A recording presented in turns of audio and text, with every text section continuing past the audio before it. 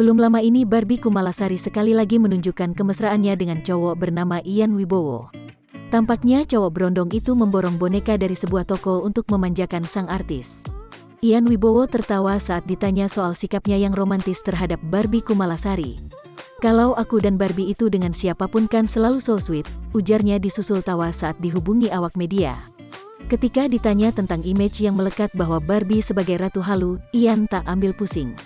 Menurut ia, konotasi itu hanya sebatas karakter yang Barbie ciptakan untuk menghibur orang. Khususnya netizen, yang aku ketahui Barbie itu ulet dan serius dalam berbisnis, lanjutnya. Ia menambahkan saat ini bersama Barbie Kumalasari mempersiapkan beberapa jurusan baru di kampus Indiana. Itu memang benar ada rencana serius ke sana dan bukan halu-haluan, hanya menunggu pihak manajemen Indiana dan pihak Kasko Wibowo selaku investor, tandasnya.